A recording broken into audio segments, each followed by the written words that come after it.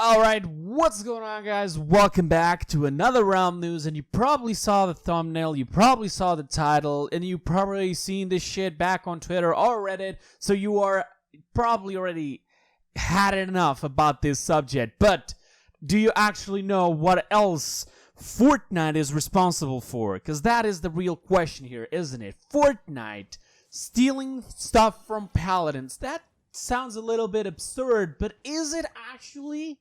Because I don't think that people understand the gravity of the situation. I don't think people actually thought of all the necessary steps to rise to where we are right now that Fortnite has taken. Alright? So let's start off with the easy part. Fortnite has already had a lawsuit. Alright, there was already a lawsuit against the company for stealing dances. Now this may look like, oh, it's just a game, it's dances. I believe if the person who holds the rights, for example, for the dance that we have for Strix, where he just winds around his arms left and right and just casually switches foot, that dance, I believe that it was actually created by a guy named, I'm not sure about the name. I know that it's the guy that does the vines of the Watermelon. And back then, that guy had a problem that basically a company contacted him and said, hey, do you want to come in here? We'll make your shit viral. We're going to make this dance viral and so on. And, it's all yours. The problem is they actually fucking lied to his face, and therefore they basically stole everything. They stole the dance, they changed the name completely to the entire dance with the music and so on, and they actually gave permission to everybody else in the world to do it for free, no copyrights, no nothing. The problem of the guy was that he never actually created anything to hold down the rights for it, right? Thing is, Fortnite then grabbed this dance, and then when the guy tried to contact Fortnite just told him, fuck off. Because, technically speaking, it wasn't him who was holding the rights, it was the other company that stole it from him. The thing is, this same dance is on Paladins, and if the guy were to complain with Paladins, I'm not seeing a lawsuit happening, although we pretty much can imagine that maybe Harris would lose, because Harris is not that big, but I would see probably Harris actually doing something, like maybe something in honor to him, give him some credit or anything like that. On contrary to Fortnite, it just told him to fuck off, right? This is not the only time the Fortnite has stolen shit. Recently, on Twitter, I saw a guy who did some drawings of characters. It was, like, months old. Really? Like, it was already in 2018 when he drew this character. And recently, the character appeared in-game. And actually, it's not even just a copy. It's a fucking clone. It's literally the same drawing. It's there. It's just outstanding, alright? The level that Fortnite can go. And let's not forget, but this one here is a little bit more sketchy. I'm not entirely sure if I can actually say that it was actually copied. I mean, let's rewind just time a little bit and think about what happened. Fortnite the biggest streamer of Fortnite, which was Ninja, stopped playing Fortnite for a while because there was this burst meta of the SMGs and so on. And he went to play Realm Royale. That was when Realm Royale like hit that big numbers, 100,000 people playing the game, like insane. And this was only when we only had PC. Remember that, right? So, soon after, for some fucked up reason, Fortnite now has biomes. For those who don't know what biomes is, let me explain. A biome is a place of the map, imagine, that has a completely different climate. Alright, so instead of the entire island be just green, trees, grass, fucking beautiful, now it also has desert and, ice mountains and so on. These are different biomes. Same thing happens in Minecraft, as you probably can understand. The thing is, Realm Royale came out with this concept immediately from the start. And after Ninja played the game, soon after, Fortnite also had biomes. I mean, I know that some things take months and months to do, but it wouldn't be surprising for me to think, alright, if Ninja is playing that game, it means he actually may like something. Maybe he said, oh, I like the fact that there's different biomes into the map. It's actually cool. You can land in different spots and almost seem like you're in different places. I'm not entirely sure if he ever said this, but I'm guessing if he did, they probably listened and did the same thing. But I'm not going to confirm that one. That's purely speculation, alright? But do remember as well, Realm Royale came out with a concept a long time ago of how to revive your team, right? Your team dies. You're the last one alive. You go to a forge and you revive your full team. Then all along comes Apex with the fucking same concept already inbuilt into the game. Not forges, just one or two things different, where basically you have these banners that you have to grab from the dead bodies of your teammates, and then you go to heal like a reviving station, and you revive your entire team. Now, that alone, people may say, oh, Realm Royale did it first, and then Apex did it again. But the problem is Fortnite now did the exact same fucking shit. Now, we all well know that in the world of games, if one thing is done, unless there's actually something holding rights for it, it's not exclusive. So we know that the revive system and so on, even the fucking dances actually. But the problem is the dances literally are giving them revenue. For those who don't understand, for example, if I'm on YouTube and I put just a clip of maybe like 20 seconds, even if I'm talking over it, of a music that has copyrights, automatically the owner of the music can hold the entire amount of money that my video will provide. So here's the question. Where do we draw the line where copyrights actually act? Because I know that YouTube designed these rules in order to make everything simple, okay, but they go like to the extreme. And then we have companies like Fortnite that actually don't give a fuck about copyright whatsoever, and they just put things in there. Now, we also know that there's things in there into the game, like for example the marshmallow skin and so on, that probably they paid for the rights. I'm guessing that if they ever tried to do that for free, they not just even contact Marshmallow, they will probably fuck him up. I'm sorry, the other way around. He would probably fuck them up. So, right here we see sort of the history that Fortnite has. But here's the shit. Recently, a skin was literally almost cloned from fucking Fortnite of a skin that exists for more than 1.5 years almost now for Maeve. The Rave Maeve, ladies and gentlemen. As I mentioned in the beginning of the video, you probably already seen this on Twitter and Reddit. But these bastards that have no other name literally just made the same fucking skin. The only difference is that it doesn't have a coat and a tail. Beyond that, it's pretty much the same fucking skin. It has a helmet. It has a display in the front that displays different faces and just, emotes of the character itself.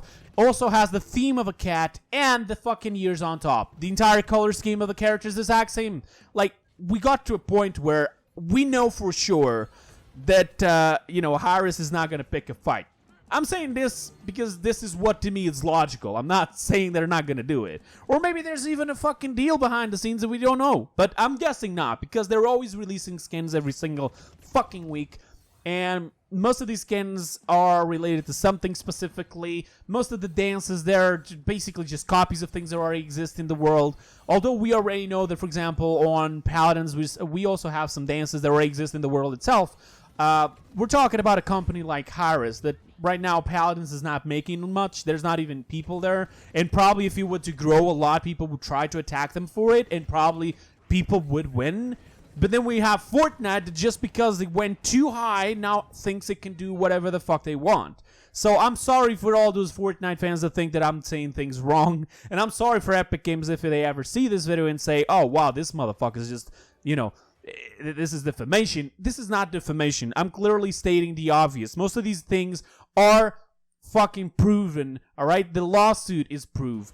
The skin that was, the dance that was used by the guy of the watermelon, that is true. The skin that just looks like Rave Maeve, true. The skin that a kid, they draw the fucking skin like last year, and somehow the skin went up, cloned itself into the fucking game. Like, all of this is true. It's not defamation. So you guys can have sort of an idea of how much fucked up this is. The revive system, it's there, man. It was never in there. You didn't even have fucking vehicles in the game, and now you have all sort of vehicles. You got motorcycles, you got cars, you got whatever. I don't even care at this point. But let's go into the rest of the news so we can finish this video up. Alright, so let's get into it. Now, one big news that a lot of people are probably wondering, when is the new patch Paladins Street Style coming into the game? According to Molly, this is a tweet that was taken from a conversation about something, not entirely sure. Somebody asked if there was a release date for Street Style, and Molly answered, aiming for the week of the 24th. So we can have here an idea. This doesn't mean that it's on this day specifically, but around like 4 to 5 days we may see the patch coming into the live servers. So that's actually pretty cool. Now, after that, we also have a news. If you guys remember, Maeve had the Street Style skin being thought over, basically, because people were complaining about it, saying that they didn't like the way that the skin looked, and they wanted to see it change. And therefore, Thunderbrush came into Twitter with different options and choices and said, hey, you guys vote for which one you like the most. So people voted, and in the end, he said, you know, based on the feedback that we had, this is the tweet right now on screen, based on the feedback that we have, we sort of evaluated this, and we're going to make a little bit of a changes to the skin, but it's going to remain the original. So that's actually pretty cool for me, because this is exactly what I wanted. I just wanted them to fix it a little bit, but not change it completely, because I like it the way that it was. And that's basically what's going to happen. I think they're going to be making it just a little bit pink on the tail, maybe remove the brown on the hair. We'll get to see that in the future. Patch is coming up in the right like 5 days, so we're probably going to see it really soon. Now, let's go into the community skin contest. So, you guys know that there was a contest just a few days ago that people were voting for each and every one of the classes to have one winner, one champion, which would have then an open, basically, entry for everybody to do community skins, like fan community skins, to then be voted by the audience, and then maybe have a winner for each and one of these champions. But who are the champions that won? Here they are: Talus, Grover, Ash, and then this one I already know that it's going to cause some drama, Leon. You guys are going to probably say, Leon already has so many skins, what are you doing? First of all, I think that this was actually a bad vote. This was a bad win, because Leon on her own already gets skins for not doing jack shit. Leon is one of the champions that are the most played, and it's almost the champion with a lot of love for the audience. All right, although it's an auto aim bitch like I usually call her, we already know that that's a joke. But even so, Leon has a lot of skins, and more she will get it, because according to Hyris, people love Leon. Therefore, the champions that people love the most are the ones who are gonna get the most skins. Now Leon actually won a fucking community skin. Like, why were you voting on Leon in the first place? She's gonna get skins naturally. You should vote for a champion that probably didn't have enough skins.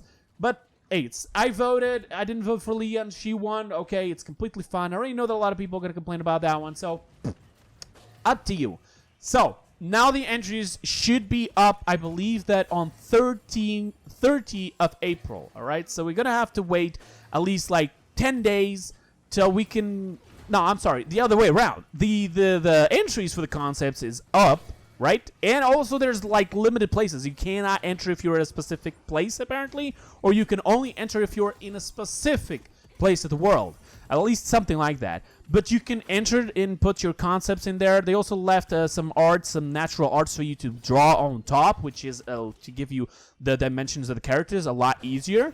And day 30 of April, that's when they're going to announce the winner for each and every single one of the champions. All right?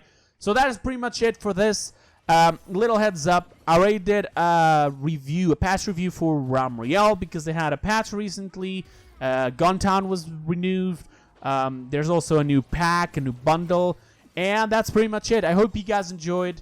I hope that this actually gives you some sort of an idea of what's going on here around, and that's pretty much it. I know that most of the video was me talking about Fortnite, but I wanted you guys just to have a sort of an idea what Fortnite has been doing so far until today, and just to give you a small idea of how far they would go even to steal the Brave Maeve skin from Hyris. Thank you so much for watching. That'll be it for today. I'll see you guys next time, and until then, have a wonderful time. Bye bye, guys.